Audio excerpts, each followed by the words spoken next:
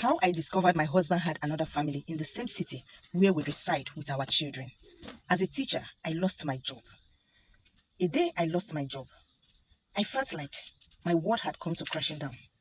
The school where I had worked faithfully for years suddenly announced they were downsizing, and I was among those dismissed. I cried on my way home, but I refused to let my children and my husband know about it. Instead of going home to tell anyone, I was unemployed. I decided to search for another teaching position immediately. After several days of moving from one school to another, one with my credential, one private school agreed to employ me as a class teacher. I thank God for opening that door because I am not the type that likes staying at home. I resumed work the next Monday. Everything seemed normal until I began calling the class register. A little boy stood up. I called his surname again because it sounded strangely familiar. It was exactly my husband's surname. At first, I smiled, thinking it was just a coincidence. But I noticed his middle name and his first name followed the exact pattern my husband had chosen for our children. A strange feeling settled in my heart. Trying not to alarm anyone, I asked the boy after class, "Who usually brings you to school?" He happily replied, "My mother." What is your father's name?" The answer froze me. He mentioned my husband's full name. I almost lost my balance. I told myself there had to be another man with the same name. My husband had never mentioned having relative in this same city, let alone another family. Over the next weeks, I stayed for 3 weeks. I was observing this boy. I quietly observed him. One afternoon during closing hours, I finally saw the man who came to pick him.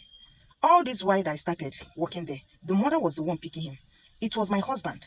I quickly hid behind a class window as my heart pounded. He hugged the little boy and they greeted warmly. He collected his bag and threw it inside the car and they drove off. I couldn't believe my eyes. That evening he came home to me and our children as if nothing had happened. He greeted us and we ate dinner together. Even I asked him how was his work that day. He said everything is fine. I looked at him, wondering how one man could live two complete different lives in the same town. I refused to confront him immediately. Instead, I gathered more evidence.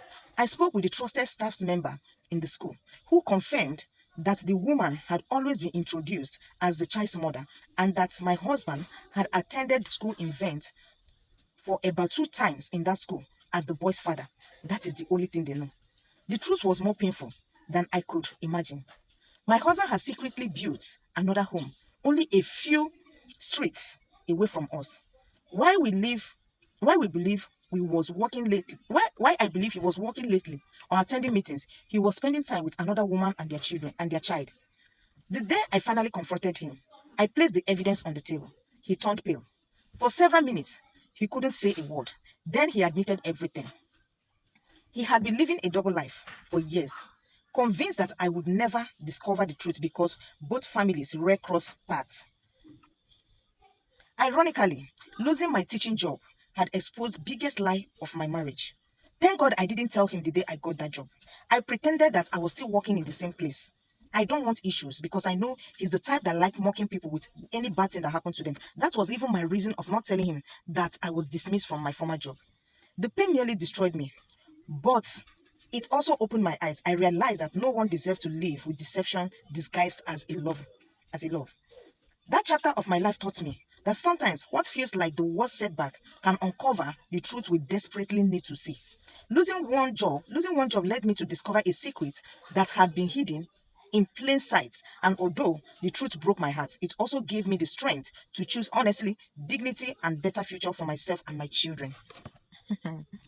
This one's struggle, but things they happen, oh, I won't know, gonna see.